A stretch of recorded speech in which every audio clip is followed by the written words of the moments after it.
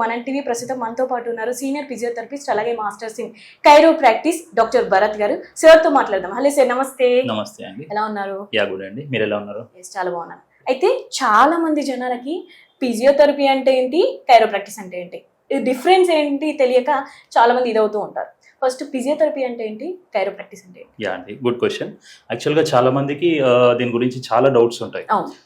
Physiotherapy అంటే ఏంటి, chiropractic అంటే, ఈ రెండింటి మధ్యలో తేడా ఏంటి, ఎవరు ఫిజియోథెరపీకి వెళ్ళాలి, ఎవరు కైరోప్రాక్టిక్కి వెళ్ళాలి, ఫిజియోథెరపీ పర్టికులర్ కంప్లైంట్ లో వాళ్ళకున్న ప్రాబ్లంలో ఫిజియోథెరపీ న్యాయం చేయగలుగుతుందా, కైరోప్రాక్టిక్ న్యాయం చేయగలుగుతుందా అనే డౌట్స్ చాలా మందిలో ఉంటాయి అన్నట్టు. సో జనరల్ గా మనం సింపుల్ గా ఫిజియోథెరపీ అంటే ఏంటి, కైరోప్రాక్టిక్ అంటే ఏంటి సింపుల్ గా మాట్లాడుకుందాం.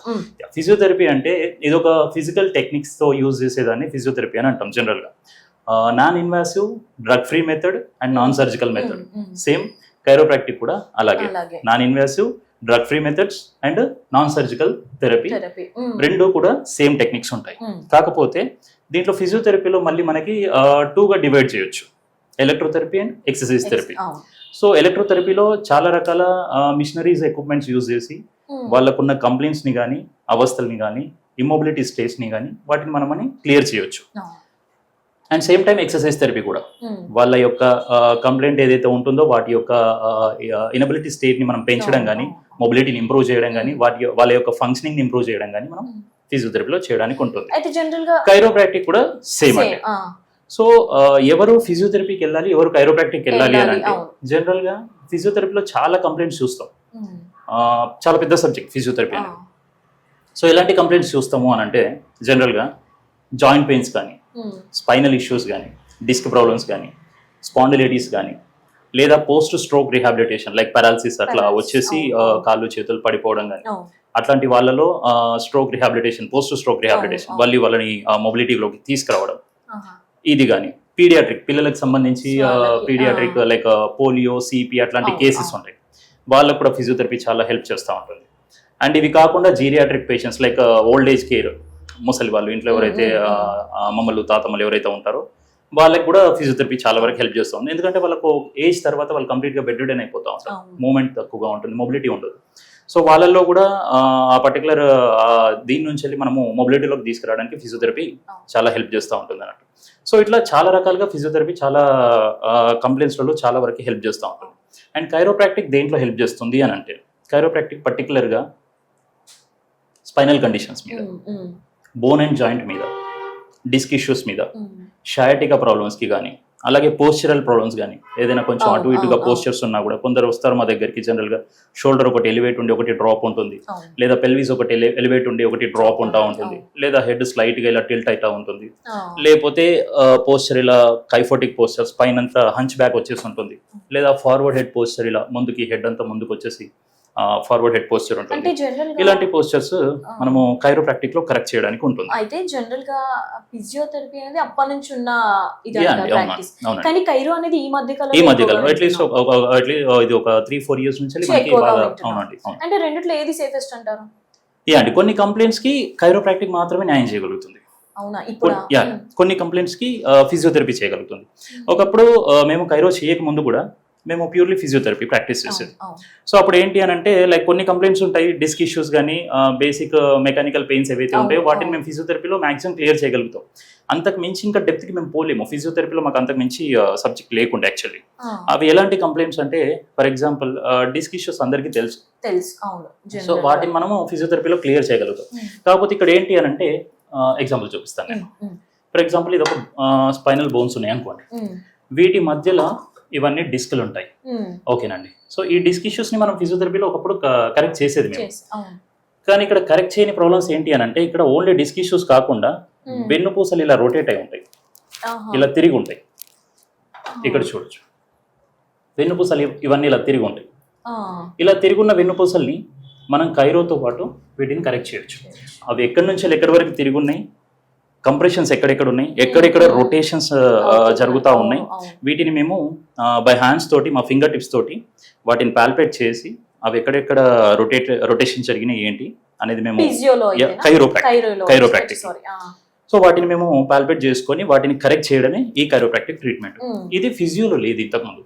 ఈ వెన్నుపూసల మిస్అలైన్మెంట్ ఏదైతే ఉంటుందో ఇది ఫిజియోలో కరెక్ట్ చేసే వాళ్ళం కాదు. వాటి వల్ల డెవలప్ అయిన డిస్క్ ని మేము క్లియర్ చేసి పంపించేది, ఆ డిస్క్ ప్రెషర్ ని మేము రిలీజ్ చేసి పంపించేది. కానీ ఈ వెన్నుపూసలు ఏవైతే రొటేషనల్ ప్రాబ్లమ్స్ జరుగుతూ ఉన్నాయో, టిల్స్ ఏవైతే జరుగుతూ ఉన్నాయో, ఇవి ఫిజియోలో ఒకప్పుడు లేదు. ఈ అడ్వాన్స్డ్ మెథడే కైరోప్రాక్టిక్. అయితే జనరల్ గా ఈ ఏజ్ వాళ్ళకి ఇది అన్నట్టు ఏదన్నా ఉందా? ఇప్పుడు కైరో ఫిజియో రెండు చూస్తున్నాం కదా, ఈ ఏజ్ వాళ్ళు ఇది తీసుకోవాలి, ఈ ఏజ్ వాళ్ళు ఇది చూస్ చేసుకుంటే బెటర్ అన్నట్టు ఏదైనా? యా అండి, అయితే ఏజ్ అనేది జనరల్గా ఫిజియోథెరపీలో కంప్లైంట్ బట్టి చేస్తూ ఉంటాం. దానికి ఏజ్తో సంబంధం లేదు. పిల్లలకు ఉంటుంది, వాళ్ళ కంప్లైంట్స్ని బట్టి పిల్లలకు ఉంటుంది, పెద్దలకు ఉంటుంది, అడల్ట్స్కి ఉంటుంది. వాళ్ళ కంప్లైంట్స్ని బట్టి ఫిజియో అందరికీ వాళ్ళ ప్రాబ్లమ్ని బట్టి ట్రీట్మెంట్ ఉంటుంది. బట్ కైరోప్రాక్టిక్ అలా కాదండి.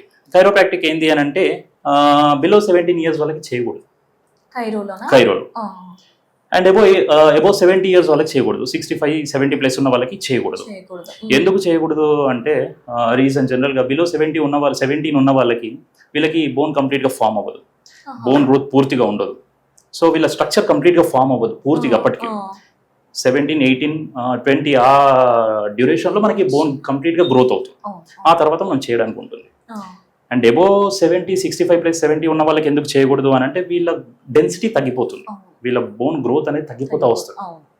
సో అంత బలంగా ఉండదు వీళ్ళ బోన్. టెక్నిక్స్ చేస్తూ ఉన్నప్పుడు మైల్డ్ ప్రెషర్ పడి కొన్ని కేసెస్ బేర్ చేయలేక బోన్ విరిగే ఛాన్సెస్ కూడా ఉంటాయి అన్నట్టు. సో ఇది completely Contra indicated. Above 70 completely Contra indicated, అసలు చేయకూడదు. మా దగ్గరికి ఎవరైనా పేషెంట్స్ వస్తూ ఉంటారు, జనరల్లీ 70, 65-70+ ఉన్న పేషెంట్స్ వస్తూ ఉంటారు. మేము కైరోప్రాక్టిక్ చేస్తూ ఉంటాము. కాకపోతే బయట చేస్తారండి, బయట చేస్తారు. చాలా మంది తెలియక, సబ్జెక్ట్ తెలియక చేస్తూ ఉంటారు. అది కరెక్ట్ కాదు. జనరల్గా మా దగ్గరికి వస్తే చాలా మంది వస్తూ ఉంటారు, లేదమ్మా మీ ఏజ్కి మీకున్న ఈ కంప్లైంట్స్కి మీ బోన్ డెన్సిటీ చాలా తక్కువగా ఉంది, మేము చేయకూడదు. కైరో పెద్దగా ఐడియా లేదు, కానీ ఫిజియోలో అయితే జనరల్ గా 70+ వాళ్ళకి ఏదైనా వస్తే ప్రాబ్లమ్స్ చేస్తారా? చేస్తాం అంటే ఎందుకంటే ప్రెజర్స్ ఇచ్చి అన్ని చేయాల్సి వస్తుంది కదా, ఏదన్నా ఏం ప్రాబ్లం అవుతుంది చెప్తాను. దానికి నేను క్లియర్ ఎగ్జాంపుల్ ఒకటి ఇస్తాను. ఫిజియో అంటే జనరల్గా మనము ఫిజియోలో మేము ఫస్ట్ ఏం చూస్తాము అని అంటే మజిల్ని చూస్తాం. మూమెంట్ ఎంతవరకు ఉంది, ఆ కండ ఎంతవరకు మూవ్ చేయగలుగుతా ఉంది, ఎంతవరకు కదలగలుగుతా ఉంది, పర్టికులర్ పొజిషన్, లింబ్ కానీ, హ్యాండ్ కానీ, లెగ్ కానీ ఏదైనా ఎంతవరకు కదులుతా ఉంది, దాంట్లో యొక్క మజిల్ పవర్ ఎంత ఉంది అనేది చెక్ చేసి మేము ఇక్కడ ఓన్లీ మజిల్ మీదనే వర్కౌట్ చేస్తాం ఫిజియోథెరపీలో. బట్ కైరోప్రాక్టిక్ లో అలా కాదు, ఇది డైరెక్ట్ బోన్ మీద ఇంప్లిమెంట్ చేస్తాం. బోన్ మీద కానీ, జాయింట్ మీద కానీ డైరెక్ట్ గా ఇంప్లిమెంట్ చేస్తాం. సో ఇక్కడ ఫిజియోలో మనము మజిల్ మీద ట్రీట్మెంట్ చేస్తూ ఉన్నాం కాబట్టి ఎలాంటి కాంట్రా ఇండికేషన్స్ ఉండవు మోస్ట్లీ. అయితే జనరల్ గా ఏది సేఫెస్ట్ అంటారు, ఫిజియోనా కైరోనా, లేదా వాళ్ళకున్న ప్రాబ్లమ్ ని బట్టి? వాళ్ళకున్న ప్రాబ్లమ్ ని బట్టి రెండు సేఫే. ప్రాపర్ డయాగ్నోసిస్ తో, ప్రాపర్ ట్రీట్మెంట్ టెక్నిక్స్ తోటి ఇంప్లిమెంట్ చేస్తే కనుక రెండు సేఫ్. Diagnosis important first. అయితే జనరల్ గా మన దగ్గర సర్వీసెస్ ఏమేమి ఉంటాయంటారు? సో మన దగ్గర సర్వీస్ వచ్చేసి ఫిజియోథెరపీ ఉంటుందండి, కైరోప్రాక్టిక్ ఉంటుంది, ఆస్టియోపతి ట్రీట్మెంట్స్ ఉంటాయి, అండ్ అలాగే cupping therapy, dry needling therapy, manual therapy, FDM therapy అని చెప్పేసి ఇన్ని రకాల ట్రీట్మెంట్స్ మన దగ్గర, కైనెషియా టేపింగ్ అని ఇన్ని రకాల ట్రీట్మెంట్స్ అనేటివి మన దగ్గర ఉంటాయి. అన్ని techniques non surgical, non invasive and drug free techniques ఇవన్నీ. జనరల్ గా అయితే కైరో ఫిజియోథెరపీ ఎక్కువగా. అండి, అవును. రైట్ అండి, థ్యాంక్ యూ అండి.